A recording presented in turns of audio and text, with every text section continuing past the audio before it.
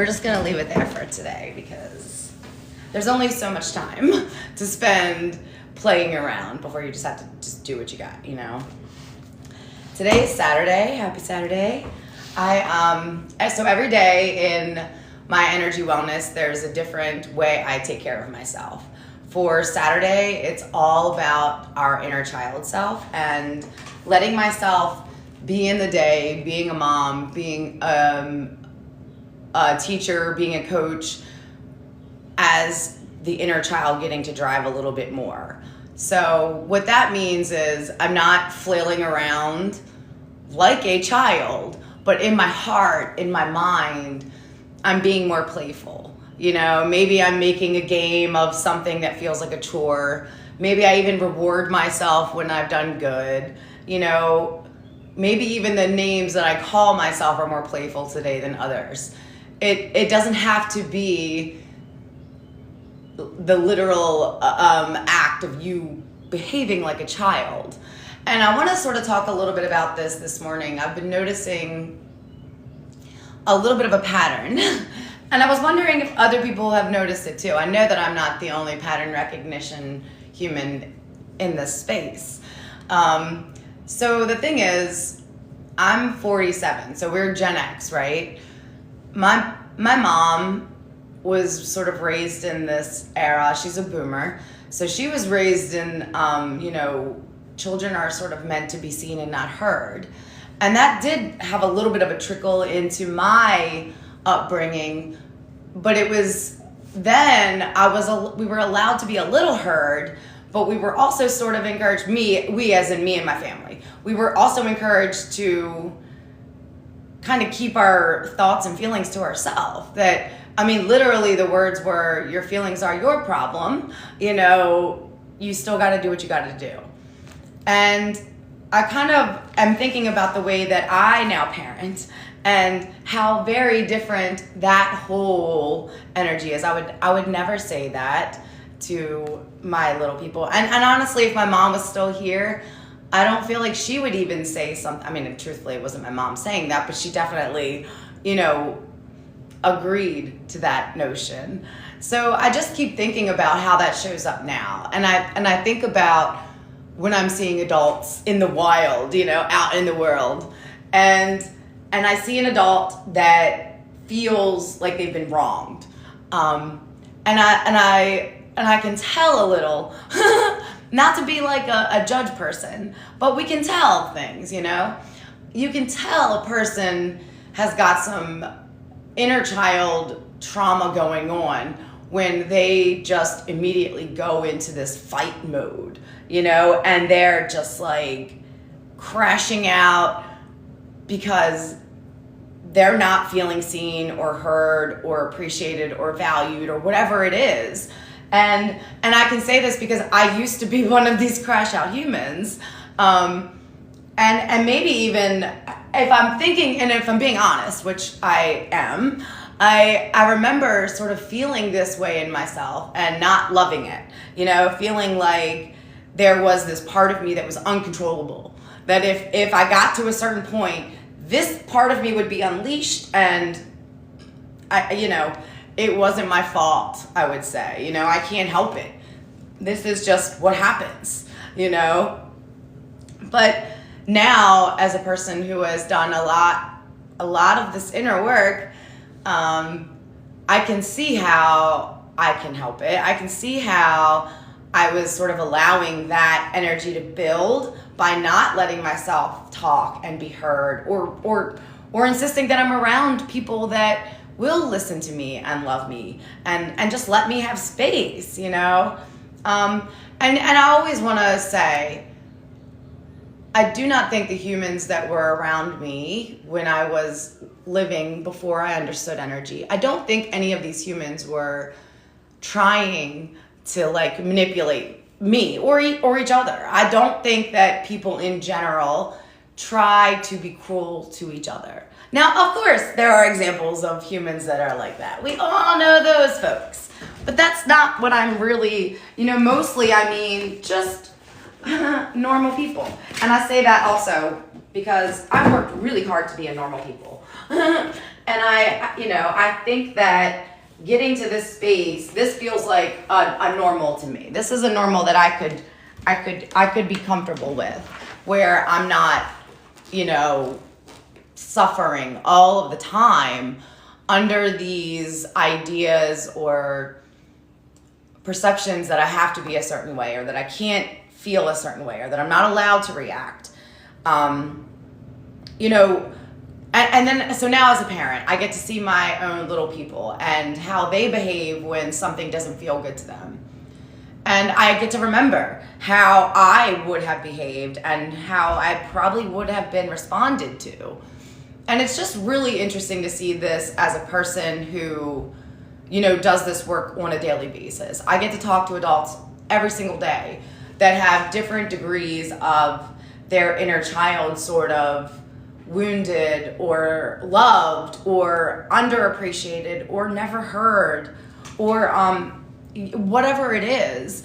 And I know a lot of times when the conversation switches to inner child, I can feel the ego rearing up and being like, no, I was always told to outgrow this child. I was always told, when I would grow up, I would be better. So the idea of going backward feels backward. I was always, advised, I always even thought, I can't wait to be an adult. I can't wait to grow up.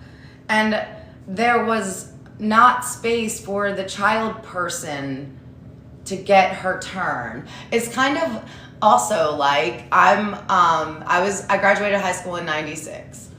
Most of my friends were having babies in 96, and then I was there, not having a baby in 96. And I remember going back and forth with my friends. And I remember, and I know it now. I know now, being a 47-year-old mom with little kids and all of my friends that had babies in 96, now we've got this sort of role reversal, I'm the one looking for daycare and, can't just run out the door as easy.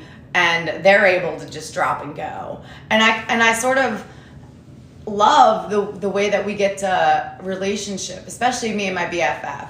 It's fun to see how, life gets to work out for us. She is able to just drop and go now, where I don't have that freedom. And for so long, it was, she would say she would be home and I would just be running. And I think for me, that order was really good. Is not fair, but I always give good a hard time. But it was good for me to do that, because I feel settled. There aren't these wild oats that have to be sown, and it's just really enjoyable to see all of the different parts of us looking for a chance to live, whether it's an inner child self that is getting to be a child as a child. Like my kids are children. They get to be children. They get to think and feel and respond and engage with this world with their thinking mind. And I value that,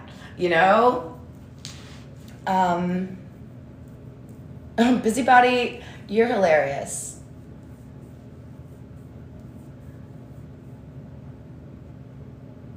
What is this?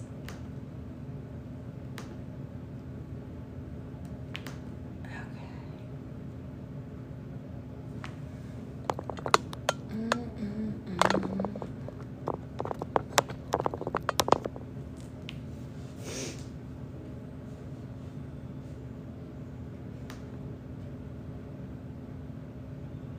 Oh, fair.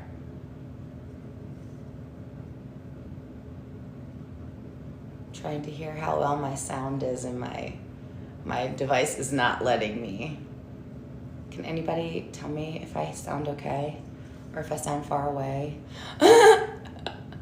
My device shouldn't to let me check. One of these days, I'm gonna have us all functioning so well. So that's sort of what I wanted to go on about today, was our inner child self and how to notice that inner self. If when you hear the word inner child, you can get this annoyed feeling, that's your ego self not wanting to explore that. Your ego is usually the first one to say, no thanks. And all parts of you always matter. You know, there are times when in this healing journey, for example, one of my favorite teachers that has helped me understand energy and manifesting between people is Abraham Hicks. I share their work all the time. I share what I've learned from them all the time.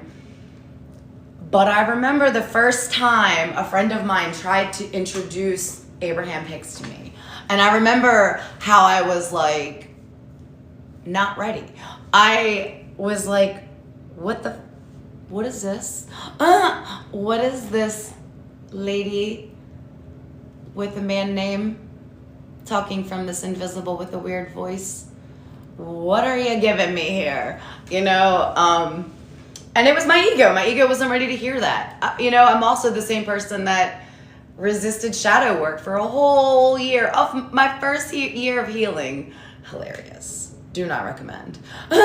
What did that do? Prolong the first year of my healing. But anyway, there's no rush. So the thing is, like, let yourself slow down with yourself each day.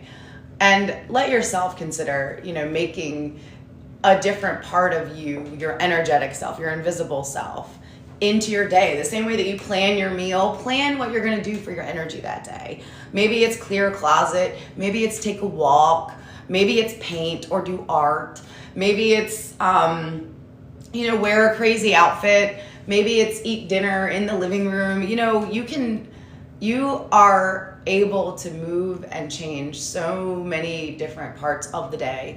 And a lot of times we don't, because we don't think that they matter. We don't understand that it has relevance. We just don't value it. You know, it just doesn't feel important. So how do I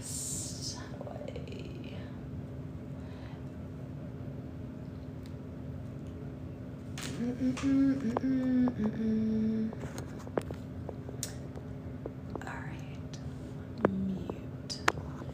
Thank you. Person's getting on my cuss word nerves. Like, dude, I appreciate all the kink. There's no kink shame in Nancy Land. But please read the room. Please read the room, sir. You know, like, if nothing screams petulant man-child, like repeatedly saying something that no one else is saying,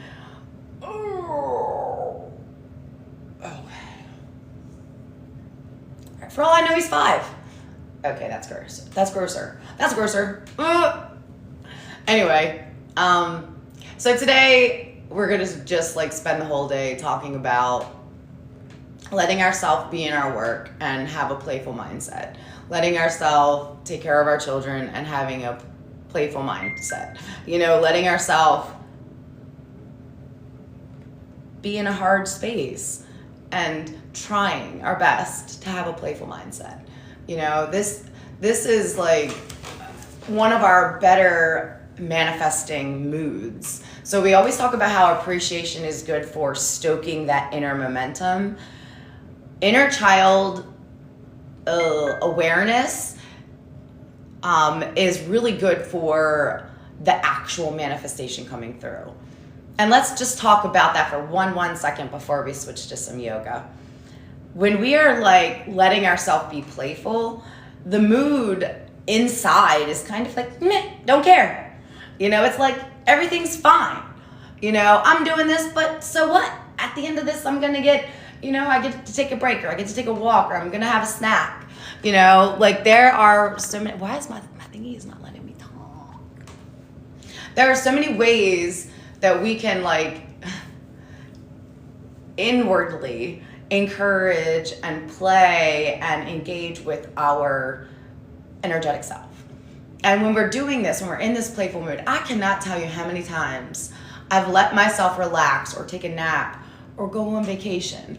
And now, mind you, I'm not a person that has like lots of dollars that I could just go on vacation. But there have been times in my life, actually more than one, when things were really hard and it would feel like I shouldn't go on vacation, but I did anyway. And on said vacation, things got better, like a lot, and that is way, way, way, way easier to explain than not. Most of the time, when we are awake and we are worried about something, we are holding a situation in this lock because it's going to figure its way out, and you already have your own expectation about it and a worry. So you want it to be one way, but you believe it's going to be another way, and it's got its own way. But you are squeezing and holding on to it so tight that nothing is moving, and this gets really uncomfortable for us. This gets us in a place where we're sort of walking around and we're easily set off. This is when our inner child is feeling stifled, on love cranky, like baby needs a nap or take a poop or something. There are times when in our body we are feeling like agitated and irritable, and our whole self would like us to tend to ourselves. Take 5 minutes out, go to the restroom, look in the mirror and say, what do you need? What do you need? Do you need something to eat? Do you need a little bit of reassurance? You are your advocate. You are your person. You are your guard, your mother, father. You are your best friend. You are your go-getter. You're all the parts, and you inside, it doesn't need you to be all the parts, because with this free will that we have, we can engage with our energy or not. We can engage with our invisible selves or not. We can live consciously or not. And when I say that, it isn't meant to say unconscious living is bad or wrong. It is just another way to do it. The thing is, I think, for me, that I've lived through, because I'm almost 50. I'm almost half 100 years old. I have experience.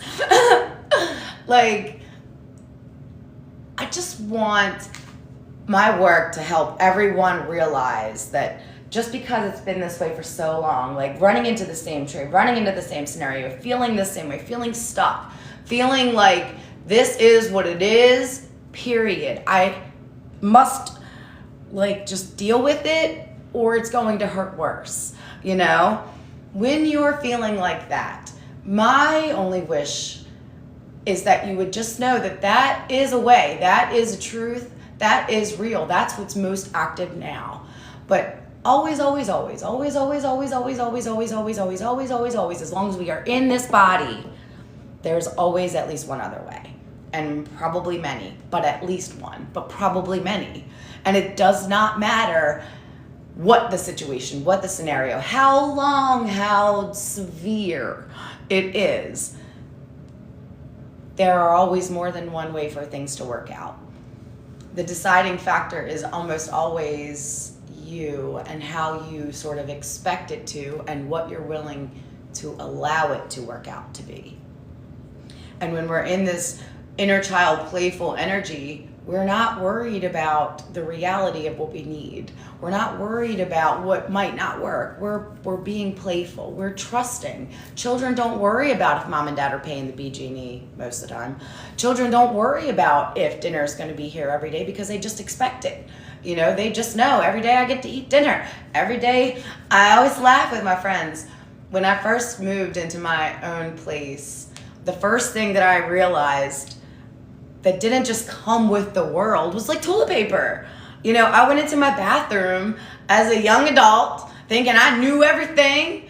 And I'm like, oh God, the house, we don't just come with toilet paper. It was a crazy time. And, it really, I know that sounds silly, but it was just little moments like that all over this life experience where I've seen where I have participation, where I don't, where I've thought I knew what was happening and where I had no idea what was happening. That seems silly, but I had no idea we were supposed to buy that for ourselves until that day. I knew that day. Never forgot after. And we get to be like that all the time. We get to learn and relearn and revisit, and change our mind. We get to look at our life and see if we want it a little different or like it the way it is. And we could decide that none of this is true and real altogether, just the same as a person can decide to take action and manifest it something different. Shift it a little bit over here. You know, see what happens if I touch this button. Like, we all have heard enough stories about being at the end of this journey and the regrets, you know? We've all seen how quickly things can change unexpectedly. We've all experienced a loss that we would have never thought would have happened. We've all had a moment where we wish we'd have done something a second sooner, you know? And there isn't an urgency, but you're like there waiting on the brink, on the edge of you, just like, hello, psst, look up here, it's me, you know? And you don't have to do anything. You don't have to look up. You don't have to notice the synchronicity and get excited. You can ignore it. It'll just be waiting for another time. But as long as you are in your human body, whether you are 20 years old or 47 years old or 12 years old, you have a chance to change your mind. And when you change your mind, you are changing the atmosphere, the soil, the foundation of where your life comes out of. We think something, we feel about it, and then we manifest it. And we're doing this all, and we manifest it. And we're doing this all. Anywhere we go, we fling steel. If we bankrupt, we fling steel. Go outside, go back to Springfield. My road goes straight to Linstead. Mount Pella make them know the rifle sing sweet. Anywhere we go, we bring these, yeah. Anywhere we go, we fling bang. Pussy, the maddest life intact. We go hacking file and build sang. Switching on my foreign vice at England. Call center full up a Indian. Gunsman, my motor beast job, them suspects up that time to switch bank. 20 grand, chop out a gift card. Click. Did that mute them on your side too? Oh my stars! Nancy's still learning buttons. Don't hate me. I'll get better. Oh, it says match. My bad. It was all my fault. I'm sorry. I don't want to do that. Okay. Sorry. Just ignore that. Okay. Lastly, I was thinking this morning about adults that I can easily see that have this like wound of an inner child, right? I was noticing that when they're upset, when they're crashing out, my thing is yellow. Okay, now it's green. When they're crashing out, they just tend to get louder and louder and louder. And I remember when I would get into trouble and my adults' voices would get louder and louder and louder. And I remember sort of thinking that volume meant power. Volume meant authority. Volume meant this is right, you know? And I just want to remind us all that just because someone is being loud does not mean they're right. And maybe notice if someone is being exceptionally loud when it isn't necessary. Maybe wonder then, who is this person trying to convince with volume? Because something spoken from integrity, from worthiness, doesn't have to shout. It doesn't have to make a big performance, because it is just what it is. It can just be. It doesn't have to force and push and like control, you know? And when you're seeing a person happening like that, when you're seeing or being a person responding, I can't help it. You could, they could. it would take a little minute. It would take a practice or two, but you could, and they could. They just haven't let themselves know that. And lastly, with that person in mind, whether it's you or someone else, that thinking person, that driver, whether it's you or someone else, shoulds or shit, but shouldn't be driving this situation. The person that is the most loud and seemingly uncontrollable doesn't really need to be in charge, because if they were able to be in charge, they would be able to regulate themselves. They would be able to stand in power and say, this is what it is. They wouldn't have to be so performative. They wouldn't have to be so fighty and angry. And I'm saying this as a person who's been fighty, angry, and performative when I wasn't feeling seen and heard, when I didn't think there was a space for me or what I needed to say. You know, it was like I would be quiet, and then I would feel these outside situations or a person. Yes. And then I would know, you know, like, yeah, sorry, hang on one second.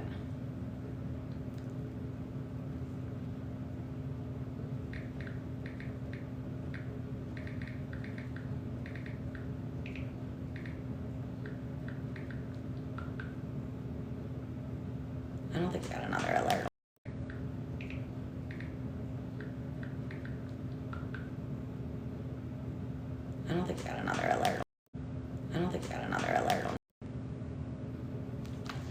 All right.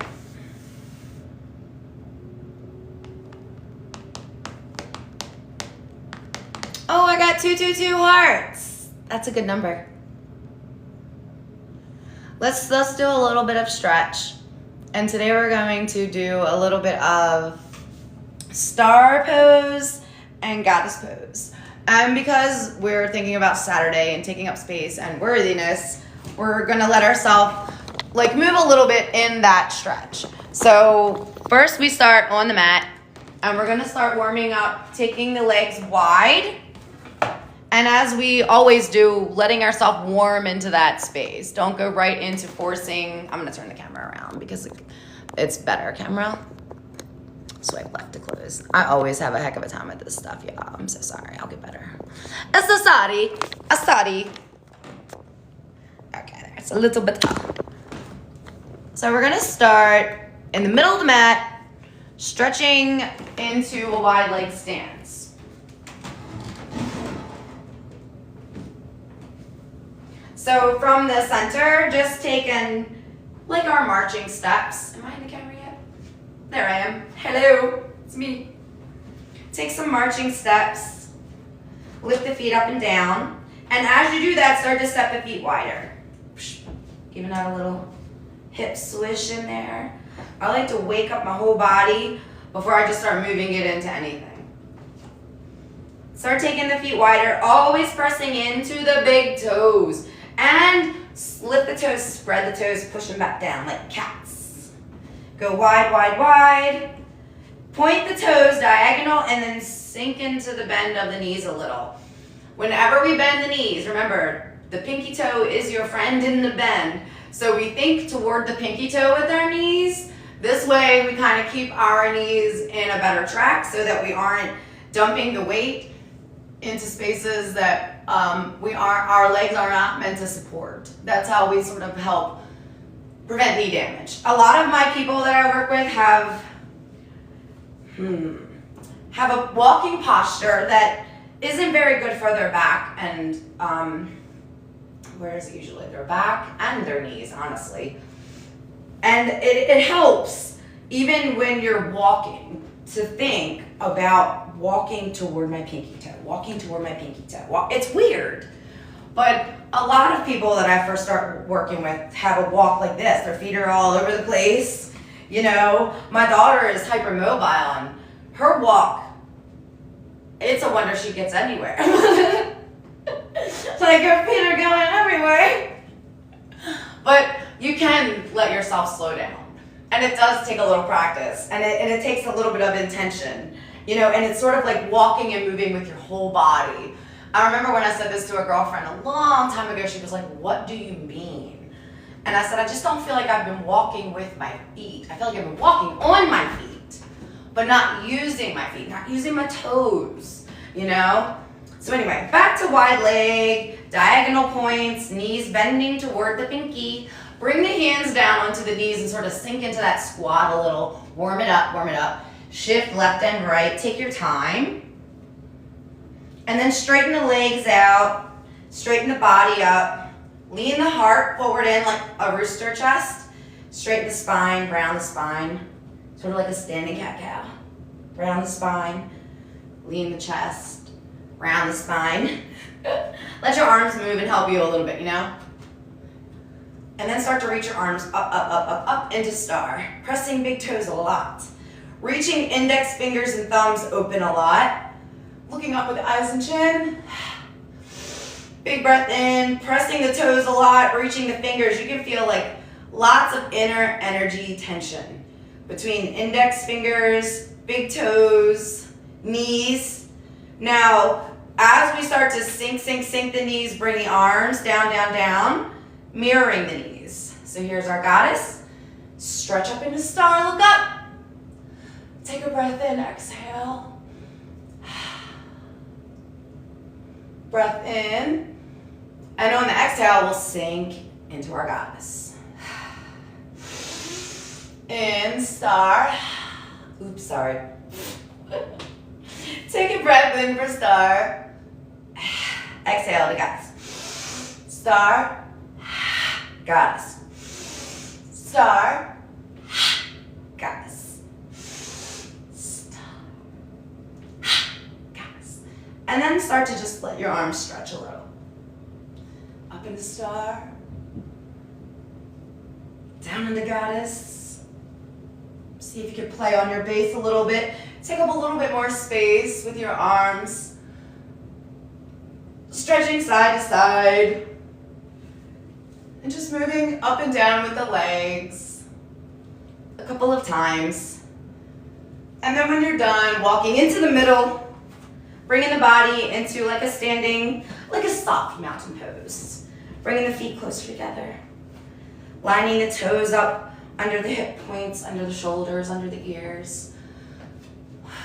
Taking a big breath in. One hand on heart, one hand on belly. Relax your jaw. Relax the jaw. I relaxed it so much I could barely enunciate. Relax your jaw. Relax your eyes. Breathe into those big toes one more time. Breathe into the palms of your hands.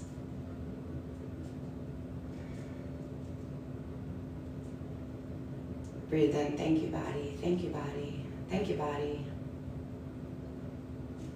Thank you for everything you will do with me today. Thank you for everything you've done with me every day. Thank you, body.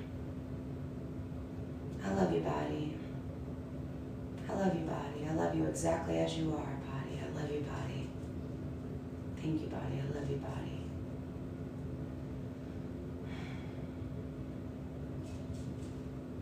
When I'm starting with someone new, that's all we would do for our first few minutes of like morning waking up.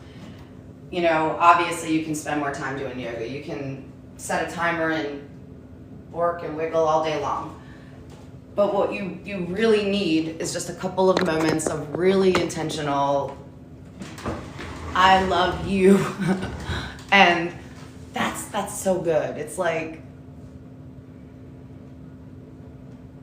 putting this really wonderfully flavored electricity on the trains going exactly where you want them to go. So yeah, that's kind of how I feel about it. I will see you guys later. See you tomorrow. And if you have any questions about anything we've talked about today or yesterday or any day, please feel free to reach out. I have lots of different ways to work with people. I do coaching, that's my favorite way, but But I also have sessions that are an hour or 30 minutes long. They're priced a little over $1 a minute. I think 30 minutes is scheduled at like $45. And I have all that in a booking and a scheduling thing, so you can do that. If you wanted the link, if it's not somewhere you can find it, let me know and I will get that link to you.